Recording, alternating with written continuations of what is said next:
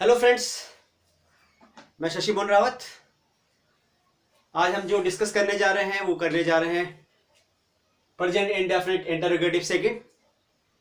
इससे पहले हम जो पढ़ चुके हैं वो पढ़ चुके हैं present indefinite affirmative, present indefinite negative, present indefinite interrogative first. और आज हम पढ़ने जा रहे हैं प्रेजेंट इंडेफिनिट इंटरोगेटिव सेकंड। अंतर क्या है इंटरोगेटिव फर्स्ट और सेकंड में? कि जो इंटरोगेटिव फर्स्ट होता है उसमें जो आपका क्या होता है वो वाक्य के प्रारंभ में आता है, जबकि जो इंट्रोगेटिव सेकंड होता है उसमें जो इंट्रोगेटिव वर्ड होते हैं, जिनको इंट्रोगेटिव वर्ड्स कह सकते हैं, ठीक है, वो वाक्य के बीच में आते हैं। जैसे क्या राम स्कूल जाता है और राम स्कूल क्यों जाता है, तो जो इंट्रोगेटिव वर्ड है वो बीच में आ रहा है। तो जो हमने प्रीवियस वीडियो पर देखा था उसमें था कि क्या से शुरू होने वाले के लिए क्या सूत्र था, helping verb plus subject plus verb plus object. ये फॉर्मूला किसके लिए था? ये फॉर्मूला था उनके लिए जब वाक्य के प्रारंभ में क्या आता है, क्या आता है। लेकिन आज हम ऐसा नहीं पढ़ रहे हैं। आज हम पढ़ रहे हैं कि जब वाक्य के बीच में कोई प्रश्नवाचक शब्द आता है, जब वाक्य के बीच में क्यों कब कैसे आदि आते हैं, तो फॉर्मूला क्या हो जाएगा, तब फॉर्मूले में कोई चेंज नहीं आएगा, कुछ भी अंतर नहीं आता है। ये जो फॉर्मूला आपको क्या वाला दिख रहा है जब वाक्य के प्रारंभ में आता है, उसी के आगे WH को इंट्रोड्यूस कर देते हैं। WH को इंट्रोड्यूस करने का मतलब क्या हुआ, प्लस इसके आगे क्या लगा देंगे हम, WH।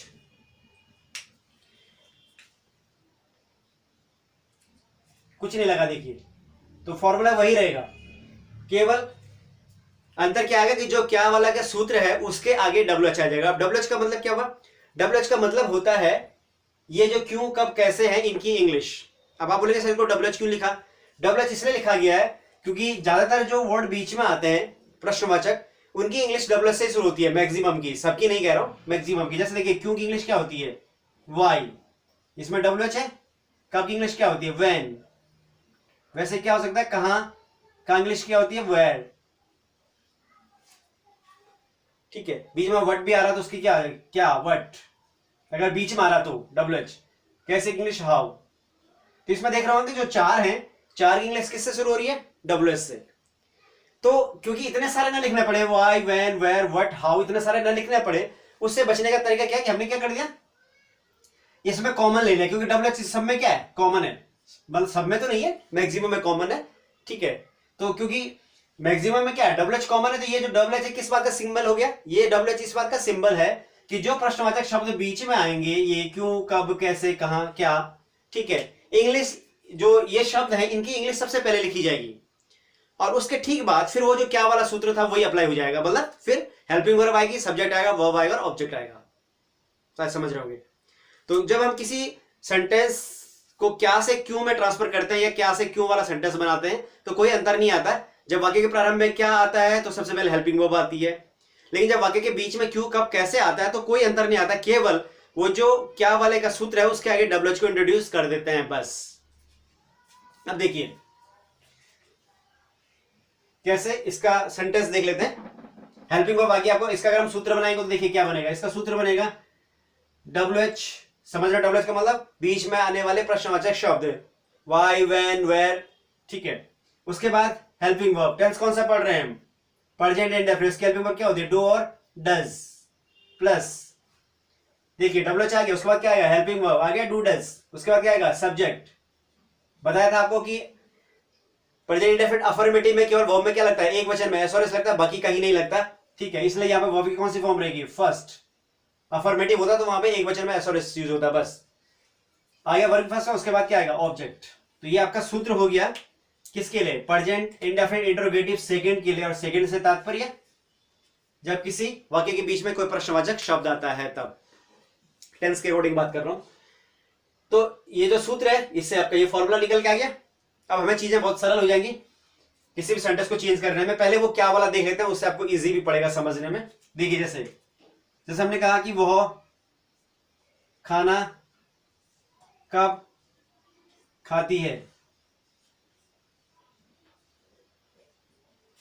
वह खाना कब खाती है। देखिए अब ये हमको बहुत ज्यादा क्लियर पता है कि जो डू का प्रयोग करते हैं वो करते हैं हम कहां पर, प्लूरल में, और डज का प्रयोग करते हैं हम सिंगुलर में। अगर हमारा जो करता है, हमारा जो सब्जेक्ट है, अगर हमारे सब्जेक्ट क्या है, आई वी यू या दे हैं, तो क्या यूज होता है, डू। और अगर हमारे कर्ता क्या है, ही शी इट ये कोई एक पर्सन है तो क्या यूज होता है, डज। तो सिंगुलर कौन है, ही शी इट, प्लूरल कौन है, आई वी यू दे। तो अगर हमारा कर्ता आई वी दे या बहुवचन हो, मोर देन वन पर्सन हो, तो क्या होगा, डू का प्रयोग किया जाएगा। अगर हमारा कर्ता सब्जेक्ट काम को करने वाला एक वचन होगा, एक ही व्यक्ति होगा, ही होगा, शी होगा, इट होगा, राम श्याम मोहन सोहन सीता गीता कोई भी हो सकता है, तो अगर कोई एक होगा तो हम किसका प्रयोग करेंगे, डस का। ये हम शुरू से इसको स्टडी कर रहे हैं। अब देखिए, वह खाना कब खाती है, इंट्रोगेटिव वर्ड कहां पे आया, बीच में। और क्या बताया है कि जब भी किसी वाक्य के बीच में कोई प्रश्नवाचक शब्द आता है तो सबसे पहले उसी की इंग्लिश को लिखा जाता है। तो ये जो कब है, ये किस, इसका प्रतीक कौन है, WH, बीच में आने वाला प्रश्नवाचक शब्द की इंग्लिश WH, तो इसकी इंग्लिश पहले आ जाएगी। WH मतलब कब की इंग्लिश, व्हेन। उसके बाद क्या आना है, WH के बाद क्या आना है, डू डज, इसमें से एक आना, मतलब WH के बाद हेल्पिंग वर्ब आनी। इस टेंस की हेल्पिंग वर्ब क्या है, डू डज है। मैंने आपको बताया था कि हेल्पिंग वर्ब का यूज किसके हिसाब से होता है, हेल्पिंग वर्ब का यूज होता है अकॉर्डिंग टू सब्जेक्ट। हमारा कर्ता एक वचन है या बहुवचन है, अगर एक वचन होगा तो डज लगेगा, बहुवचन होगा तो डू लगेगा। Is it clear. अब यहां पर जो हमारा कर्ता है वो कौन है, वह खाती है, एक लड़की है, ठीक है। इसका मतलब क्या आएगा, डू आएगा, डज आएगा, डज आएगा। क्यों, क्योंकि कर्ता क्या है, सिंगुलर है, इसलिए डज आ गया। हम फॉर्मूले को फॉलो करें, देखिए हमको याद नहीं करना, रट्टा नहीं मारना, फिर कह रहा हूं आपको समझना चीजों को और फॉर्मूले को फॉलो करते चलिए। देखिए WH आ गया, व्हेन, हेल्पिंग वर्ब आ गई डज, डज क्यों आया, डू क्यों नहीं आया, क्योंकि कर्ता क्या है हमारा, वो एक वचन है इसलिए। उसके बाद क्या आएगा, सब्जेक्ट, सब्जेक्ट क्या है हमारा, वो लड़की है तो शी। उसके बाद क्या आएगा, वर्ब की फर्स्ट फॉर्म आया ना, वर्ब की फर्स्ट फॉर्म आएगी। कार्य कौन सा हो रहा है, जो वाक्य के अंत में आता है हिंदी में, खाना, खाने को क्या बोलते हैं, ईट।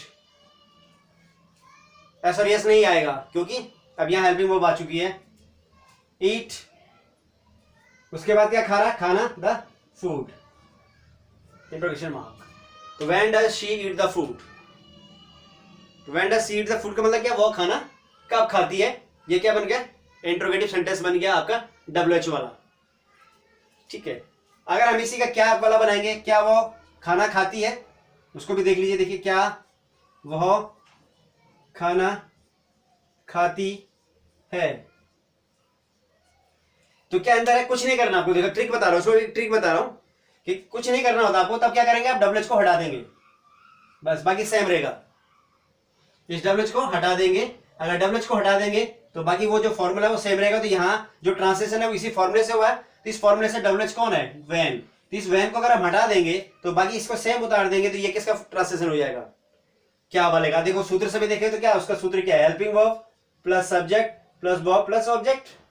तो क्या बनेगा, हेल्पिंग वर्ब क्या है, डू या डज है, प्लस सब्जेक्ट प्लस वर्ब की फर्स्ट फॉर्म प्लस ऑब्जेक्ट। क्या वाले के लिए, अगर वाक्य के प्रारंभ में क्या आता है, इसके शुरू में क्या आया, तो जब भी वाक्य के प्रारंभ में क्या आता है तो क्या करते हैं, सबसे पहले हेल्पिंग वर्ब लिखते हैं, डिपेंड करती है सब्जेक्ट पे, वो एक वचन है इसलिए क्या जाएगा, डज आ गया। फिर वो लड़की है तो शी, कार्य कौन सा रहा, खाती है, ईट द, क्या खाती है, खाना, the food, does she eat the food. तो देखिए आप कि अगर हम इस व्हेन को हटा दें तो does she eat the food, क्या वो खाना खाती है, ठीक है।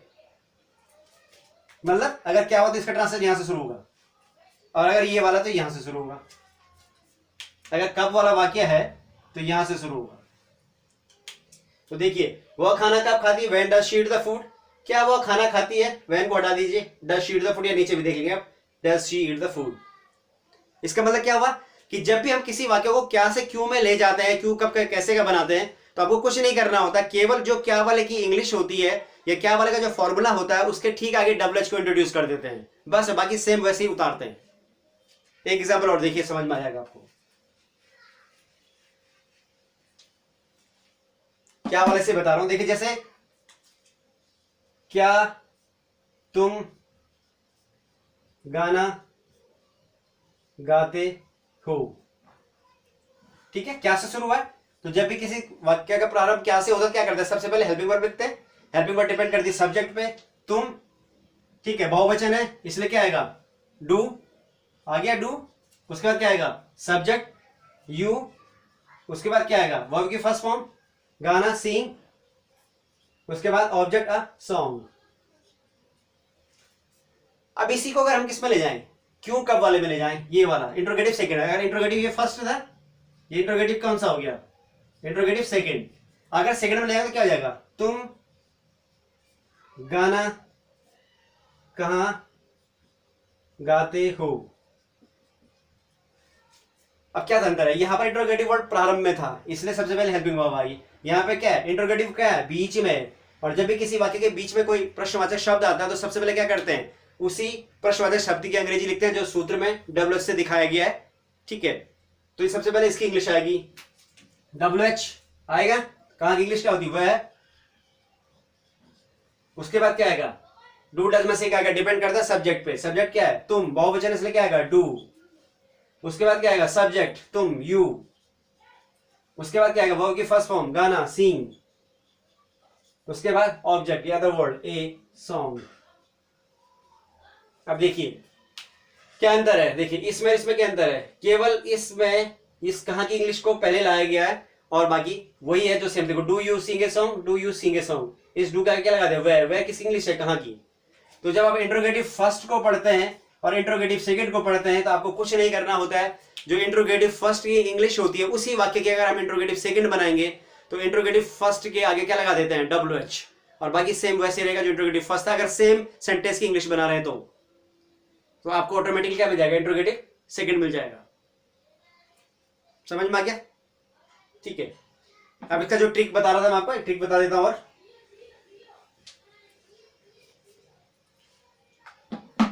जैसे क्या रोहन 4 बजे उठता है। ठीक है, तो क्या बताया था कि अगर किसी वाक्य के प्रारंभ में क्या आ रहा तो क्या करते हैं, सबसे पहले फैमिली में बताया था ना, 3 लोग हैं, सब्जेक्ट, ठीक है, सब्जेक्ट है। उसके बाद क्या है, 4 लोग हैं, सब फैमिली में 3 ही है, सब्जेक्ट है, वर्ब है, ऑब्जेक्ट है, मूल। ठीक है, हेल्पिंग वर्ब क्या है, वर्ब में हेल्प करने के लिए इंट्रोड्यूस किया गया, मतलब एक नौकर के तौर पे रखा गया है।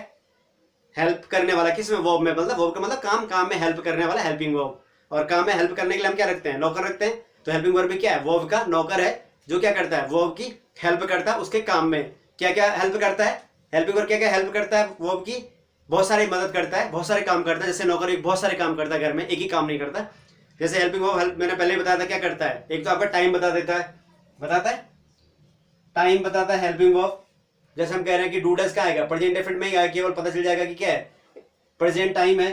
दूसरा हेल्पिंग वर्ब क्या काम करता है, स्टेटस बताता है, वाक्य का कार्य की स्थिति क्या है। जैसे डू डज केवल किस में आता है, इंडेफिनिट में, तो इसका मतलब अगर डू डज लगा है तो क्या है, इंडेफिनिट है। टाइम क्या है, प्रेजेंट है।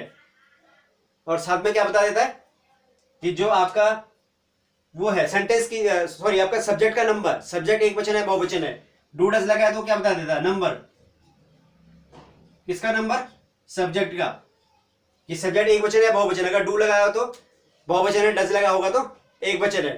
तो इन सब चीजों का हेल्प करता है कौन, हेल्पिंग वर्ब, और बहुत सारे काम करता है। देखिए अब एक और काम और बता रहा हूं, ये तो 3 काम पहले से मैंने आपको बताए, एक काम और बता रहा हूं कि जो हेल्पिंग वर्ब है वो क्या काम करेगा, क्योंकि नौकर है घर में, तो अगर घर पे नौकरी, क्योंकि क्वेश्चन मार्क है क्या, तो सबसे पहले कौन बाहर आएगा, नौकर।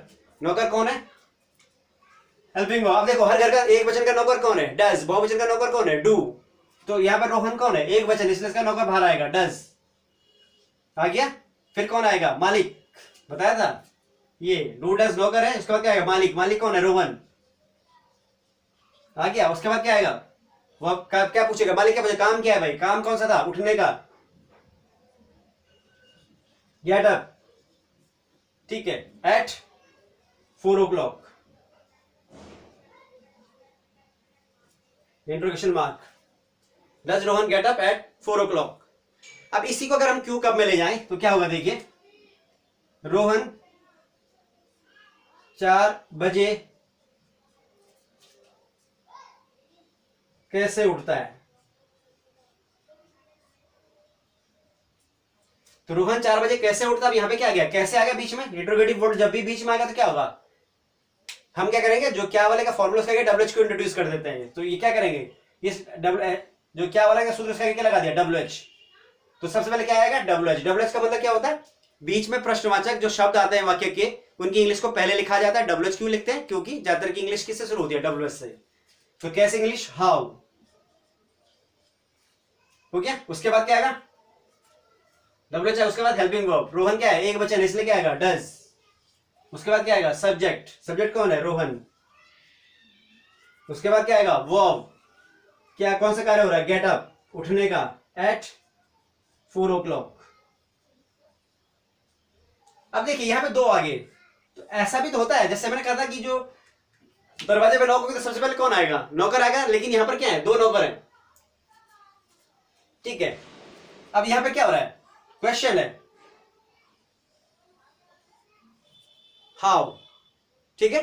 तो सबसे पहले क्या आ रहा है, दरवाजे पे नॉक हुई, अब यहां पे दो लोग हैं, एक कौन है, हाउ है, और एक डज है।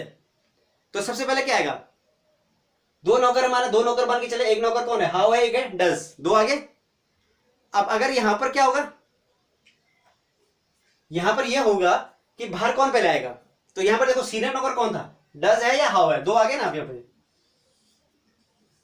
सीनियर नौकर कौन है, डज है या हाउ है, डज है ना, क्योंकि डज प्रीवियस सेंटेंस में भी था, हाउ तो अभी अभी आ रहा है। तो जब दो नौकर घर में ऑलरेडी है और दरवाजे पे नॉक हो रही, तो पहले कौन जाएगा, सीनियर जाएगा, जूनियर जाएगा। पहले जो नया नौकर होगा होता ना, जैसे परिवार में जो बड़ा भाई होता है छोटे भाई को बोलता ना तू ये काम कर दे, ठीक है। तो जो बड़े होते हैं छोटे को आदेश देते हैं, ऐसा होता है, परिवार में होता है, ऑफिसेस में होता है, सभी जगह होता है कि जो ऑर्डर का सिस्टम होता है ऊपर से नीचे की तरफ जाता है, ठीक है। तो यहाँ पर वही, क्योंकि जो डज है ये पुराना नौकर है, तो अगर दरवाजे पे नॉक हो रही है, प्रश्न आ रहा है, ये भी क्वेश्चन मार्क है, प्रश्न है। तो अगर दरवाजे पे नॉक हो रही है तो क्या करेगा, जो पुराना है, जो सीनियर है, वो क्या करेगा, अपने जूनियर को बोलेगा देख क्या भाई कौन है दरवाजे पे आया हुआ, और उसने कहा भैया मैं तो अभी नया नया आया हूं, मुझे तो पता नहीं कौन है, आप देख क्या हूं, तो फिर पुराना वाला जाएगा, ठीक है। फिर क्या होगा, जो मालिक है उससे भी बात नहीं, तो कौन जाएगा, मालिक जाएगा। मालिक क्या करेगा, काम पूछेगा, यहां पर ऑब्जेक्ट नहीं बताएगा, नहीं तो इसके बाद क्या आएगा, अदर वर्ड्स आ जाएंगे, ये अदर वर्ड्स आ गए आपके एट 4 o'clock, समझ गए। तो जहां पर दो नौकर होंगे, डब्ल्यू एच और हेल्पिंग वर्ब, वहां सबसे पहले कौन बाहर आएगा, डब्ल्यू एच। डब्ल्यू एच क्यों आएगा, क्योंकि वो नया है, ठीक है, नया इंट्रोड्यूस हुआ है इंट्रोगेशन में, इसलिए पहले वो बाहर आएगा, उसके बाद फिर पुराना वाला आएगा हेल्पिंग वर्ब, तब सब्जेक्ट आता है, फिर क्या आता है, वर्ब आता है, फिर ऑब्जेक्ट आता है। इस तरह से आपका ये इंट्रोगेटिव सेकंड बनता है। अब इसमें एक क्वेश्चन और बनता है जो आपके मन में आएगा, और जो मैंने प्रीवियस वीडियो में बताया था कि भाई क्या की इंग्लिश तो हमने डस लिखी, क्या के बदले हमने यहाँ पे व्हाट नहीं लिखा, लेकिन हमने कैसे की अंग्रेजी हाउ क्यों लिखी, क्योंकि हमने वहां पे डिस्कस किया था भाई कि जो वाक्य के प्रारंभ में क्या आता है उसके बदले क्या नहीं लिखते, वट नहीं लिखते, जबकि क्या की इंग्लिश क्या होती है, वट होती है ना, तो यहाँ पे वट आना चाहिए था कायदे से, तो लेकिन वट नहीं लिखा, हमने क्या लिखा, डज। तो अब हमने क्या इसका लॉजिक दिया था कि भाई ये जो क्या है इसकी यहाँ पे कोई अर्थ नहीं होता है, ठीक है, केवल प्रश्नवाचक भाव को लाने के लिए यूज किया जाता है, ये मैं काफी डिटेल में बता चुका हूं प्रीवियस वीडियो में, ठीक है। लेकिन यहां पर कैसे की अंग्रेजी क्यों लिख रहे हैं, इसलिए लिख रहे हैं क्योंकि यहां पर इसका अर्थ है, और इसको अगर हम यूज नहीं करेंगे तो उत्तर नहीं आएगा, मतलब यहां पर सेंस बदलने से कुछ नहीं होगा, क्योंकि अगर ये बदलेगा तो उत्तर बदलेगा, क्योंकि यहां पर हम उत्तर इसी का दे रहे हैं, यहां पर उत्तर केवल हाँ का और ना का आता है। देखिए अगर हम क्या को नहीं भी बोले, हम बोले रोहन 4 बजे उठता है, तो उत्तर क्या आएगा, हाँ उठता है या नहीं उठता है। लेकिन यहां पर जो कैसे आया है, ये क्यों आया, कब आया, तो जो भी शब्द यहां पर आएगा प्रश्नवाचक उसी की अंग्रेजी आएगी। तो जब तक हम जो चीज पूछना चाह रहे हैं, ठीक है, उसी को नहीं बोलेंगे तो उत्तर क्या आएगा। अगर मैं कैसे नहीं पूछूंगा तो क्या कैसे से क्या उत्तर मिलेगा, तरीका। अगर मैं बोलूंगा कब जाता है तो क्या उत्तर में क्या आएगा, टाइम। मैं बोलूंगा कहां जाता है तो उत्तर में क्या आएगा, जगह। मैं बोलूंगा कब जाता है तो उत्तर में क्या आएगा, टाइम। समझ रहे अंतर क्यों, इनकी इंग्लिश क्यों लिखना जरूरी है, क्योंकि इनकी इंग्लिश इसलिए जरूरी है कि जब तक मैं ये इसकी इंग्लिश नहीं बोलूंगा तब तक मेरा उत्तर सही नहीं आएगा, क्योंकि जो मेरा उत्तरदाता है वो इसी कैसे क्यों कब और कहां का उत्तर देता है। तो जब मैं इसी को नहीं बोलूंगा तो उत्तर क्या देगा, क्योंकि अगर मैं इसको बदलूंगा तो उत्तर भी बदलेगा। अगर देखिए जैसे how does Rohan get up at 4, मतलब सुबह 4 बजे कैसे उठता है, तो उत्तर आएगा भाई कि उसको उठाते हैं, जो भी उसका तरीका हो सकता है। अगर मैं कह दूंगी रोहन 4 बजे, ठीक है, कहां उठता है, तो अब क्या बताएगा कहां उठता है, उत्तर बदल जाएगा नहीं बदलेगा। अब उत्तर क्या आएगा, कहां का उत्तर आएगा कि वो अपने कमरे में उठता है या होटल में उठता है, जहां भी वो गया वहां उठता है, ठीक है, जगह बताएगा, ठीक है। उसके बाद हम कहेंगे रोहन 4 बजे क्यों उठता है, अब उत्तर में क्या आएगा, कारण, कि भाई रोहन 4 बजे इसलिए उठता है।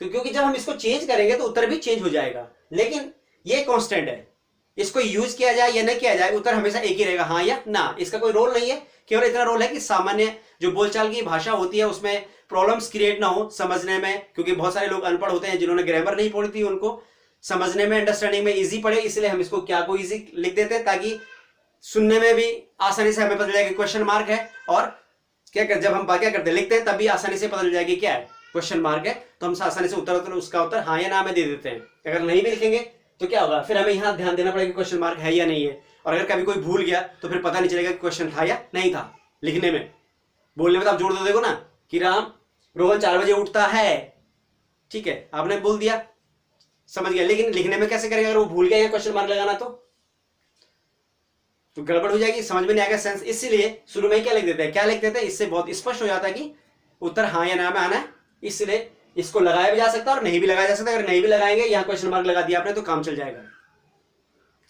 ठीक है, शायद समझ रहे होंगे। लेकिन इसलिए इसकी इंग्लिश नहीं लिखते, यहाँ पर वर्ड नहीं लिखते, लेकिन यहां पर इसकी इंग्लिश लिखना बहुत ज्यादा जरूरी है, क्योंकि इसकी इंग्लिश लिखने से ही हमें पता चलेगा कि क्या पूछा जा रहा है और उत्तर किस बात का देना है।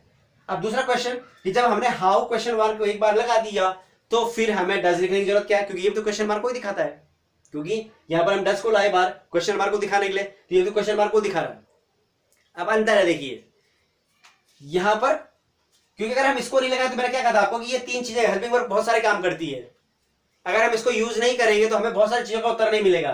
पहला उत्तर तो ये नहीं मिलेगा भाई कि ये जो टेंस है ये टाइम कौन सा है, क्योंकि how Rohan get up at 4 o'clock ये तो पास्ट में भी आएगा, फ्यूचर में भी आएगा, तो अगर हम डज का यूज नहीं करेंगे तो हमें टाइम का पता नहीं चलेगा, ठीक है। दूसरा हमें किसका पता नहीं चलेगा, आपका सेंटेंस की स्थिति पता, जो हमारा सिंगुलर प्लूरल नंबर का उसका भी पता नहीं चलेगा कि सिंगुलर नंबर है या प्लूरल नंबर है। तो ये मेन चीज क्या है, टाइम का पता नहीं चलेगा, नंबर का पता नहीं चलेगा, ठीक है। तो कंडीशन जो होगी वो क्या हो जाएगी, अनक्लियर रह जाएगी, हम समझ नहीं पाएंगे और कंफ्यूजन बढ़ जाएगा। इसीलिए इसका आना भी नितांत आवश्यक है WH वाले सेंटेंसेस में भी, क्योंकि यही हमें टाइम के बारे में बताएगा और हमारा जो सब्जेक्ट क्या है उसकी स्थिति बताएगा कि एक वचन है या बहुवचन है, इसलिए इसका आना भी जरूरी है। और उसके बाद सब्जेक्ट आएगा। तो ध्यान दीजिएगा कि जब किसी वाक्य के प्रारंभ में क्या आता है तो सेंटेंस हेल्पिंग वर्ब से शुरू होता है टेंसेस में, और जब कभी किसी वाक्य के बीच में क्यों कब कैसे आदि आते हैं टेंस में तो सबसे पहले सेंटेंस की शुरुआत होती है उसी की अंग्रेजी से WH से, उसके बाद फिर हेल्पिंग वर्ब आती है, उसके बाद तब आएगा सब्जेक्ट। तो ध्यान इस बात का क्लियर रखिएगा कि अगर आपने हाउ लिख दिया तो डज लिखना कंपलसरी है, उसके बाद हेल्पिंग वर्ब लिखनी जरूरी है। कई लोग इसको छोड़ देते हैं क्योंकि लगता है हमने हाउ लिख दिया तो फिर इसकी जरूरत नहीं है, तो मैंने बता दिया आपको कि इसको लिखना जरूरी है क्योंकि ये हमें टेंस की स्थिति को क्लियर करेगा, नहीं तो हमें पता नहीं चलेगा कि ये पास्ट का इंडेफिनिट है, पास्ट का सेंटेंस है, फ्यूचर का है, सब्जेक्ट क्लियर नहीं होगा। इसलिए ये इस तरह से लिखना जरूरी है, शायद समझ में आ गया होगा आपको। तो ये आपका प्रेजेंट इंडेफिनिट इंटरोगेटिव सेकंड हुआ, जहां पर वाक्य के बीच में क्यों कब कैसे आदि आते हैं। Thank you very much.